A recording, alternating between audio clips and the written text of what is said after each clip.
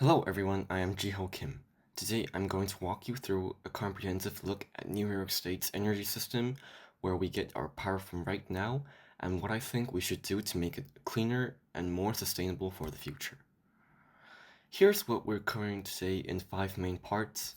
First, I'll break down how New York currently generates and uses energy, what sources we rely on, where the demand is highest, and what our infrastructure looks like. Then I'm going to highlight the problems with our current system and the natural advantages we have. After that, I'll present my proposed energy plan, how we can shift to renewable sources while keeping the grid reliable. Finally, I'll explore the real-world impact of this plan on our economy, environment, and communities. So here's the reality. New York's energy mix is pretty diverse, but it's heavily dependent on natural gas. That's in plants like Cricket Valley, Ravenswood, and others around the state. Nuclear power gives us about 22%. Plants like 9 Mile Point upstate provide steady, reliable baseload power. Hydroelectric power, mostly from Niagara Falls and other facilities, makes up about 21% of our generation. Then you've got renewables, solar, wind, and biomass, counting up to like 11%. The key thing to notice here is that natural gas completely dominates. We're talking about 57 million megawatt hours per year from gas alone. That's a lot of fossil fuels, and that's something we need to change. Now, let's look at who's actually using all this power. Residential, that's homes, apartments, people like you and me, uses about 38.5%. Think about summer when everyone's AC is running. That's huge. Commercial buildings, offices, stores, restaurants take about 28.5%. Industrial use is about 14.5%, and transportation is about 6.5%. So the big story here is that residential and commercial combined account for nearly 2/3 of our energy use. In the summer, peak demand hits 34,913 megawatts, mostly because of air conditioning. Winter demand is lower, but that winter peak is still about 7,400 megawatts just in New York City alone. Let me show you where the power actually gets made. New York has about 4,230 megawatts of total generation capacity spread across the state. Niagara Power Project up here, that's our biggest hydroelectric facility. 9 Mile Point is our main nuclear complex with two huge reactors. Cricket Valley down here is a natural gas plant. And you've got fossil fuel plants scattered throughout, especially 24 plants just in New York City with over 10,000 megawatts of capacity. The thing about our current infrastructure is that it's designed and around centralized power generation, big plants, long transmission lines carrying power downstate to where the demand is. Most of our upstate generation, the hydro and nuclear, gets sent to downstate power New York City and Long Island. This works, but it's inefficient and it makes us dependent on aging infrastructure. Some of these transmission lines have been around for decades. So here's the environmental reality. Right now, New York's electricity generation produces about 29,000 metric tons of CO2 per year. That's from all that natural gas burning. That's a huge challenge. Honestly, New York is behind these goals. We're not going to hit them with our concurrent system. So what's really holding us back? 3 big problems. First problem, over-reliance on natural gas. We're at 47%. Natural gas is a fossil fuel, it creates CO2, and we're completely dependent on pipelines to import it from other states. That's a vulnerability. Second problem, aging infrastructure. We've got 24 fossil fuel plants just in New York City that are decades old. They're inefficient, they're old, and they need to be replaced. But replacing them isn't easy. We need the electricity while we build new stuff. Third problem, grid reliability issues. In winter, when demand goes up and cold weather affects gas pipelines, we face real constraints. If we lose natural gas supply in January when everyone's heating homes, we've got a crisis. And as we get more renewable energy, wind and solar, that's variable. We need smart solutions to keep the grid stable when the sun isn't shining and the wind isn't blowing. These are real challenges, not just theoretical. But here's the good news. New York has some incredible natural advantages for renewable energy. First, water. We've got Niagara Falls, obviously. We've got the Hudson River, the Mohawk River, and the St. Lawrence. Second, wind. The coastal areas and elevated regions, especially around the Great Lakes and the Atlantic coast, have strong, consistent wind. Third, sun.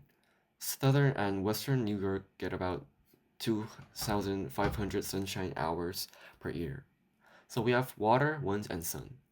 We just need to use them smartly. Okay, here's my proposed energy plan for 2035. Look at the comparison. On the left, that's where we are now. Natural gas at 47%, nuclear at 22, hydro at 21, solar at 5, wind at 4.5. On the right, that's what we should target.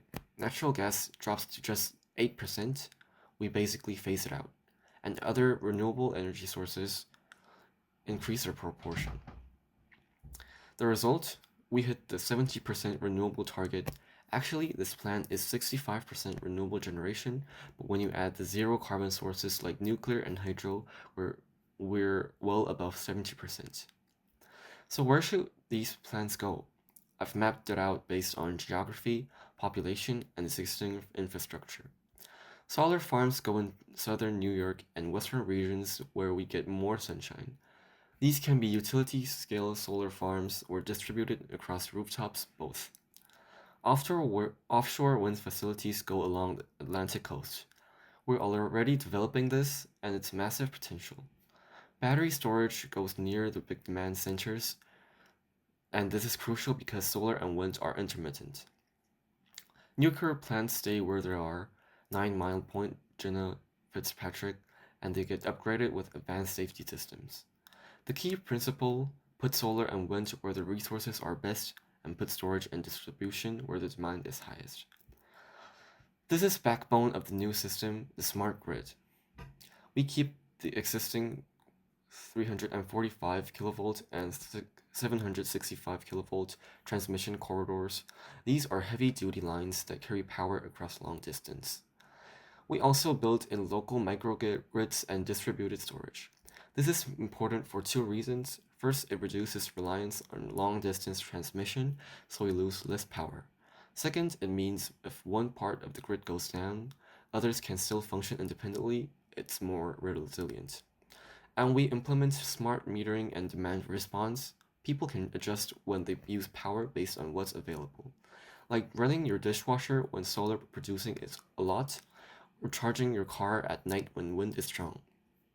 So my innovation idea is community solar microgrids with distributed battery storage. Why this is cool? First, it's resilient. A neighborhood doesn't go dark if there is grid failure somewhere else. Second, it creates local jobs, such as installation, maintenance, and management. Third, it's more efficient because power doesn't have to travel far. Let's be honest, this plan is ambitious, but it's not fantasy. Here's why it works. First, it's realistic. All the technology exists, and such as offshore wind farms, solar panels, or battery storage. Second, it matches New York's geography and climate. We have the wind, the sun, the water, and the geography. Third, it creates economic growth. Clean energy jobs are growing 3 times faster than overall employment. So it's realistic, geographic, and economically smart. Let's talk money. What's the economic impact of this plan? The benefits, job creation, massive job creation. Offshore wind installation and maintenance, solar deployment, battery manufacturing, grid modernization, and so on. We're talking 50,000 new jobs estimated. The challenge, upfront capital cost. This transition costs money.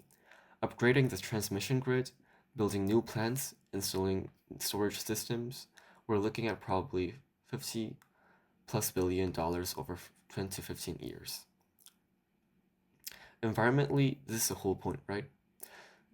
The benefits, we cut CO2 emissions from 29,000 metric tons now to basically zero by 2040.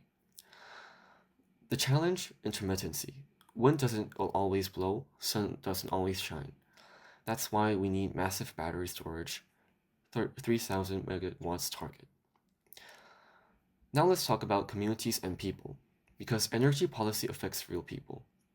The benefits: healthier communities, fewer asthma cases, fewer respiratory diseases, especially in neighborhoods near power plants.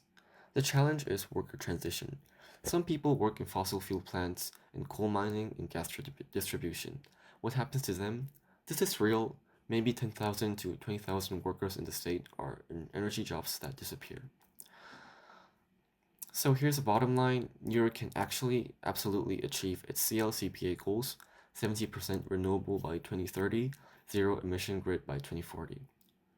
All the data I've shown you comes from official sources: the US Energy Information Administration, New York ISO, the Department of Environmental Conservation, NYSERDA, and the New York Port Authority. Thank you.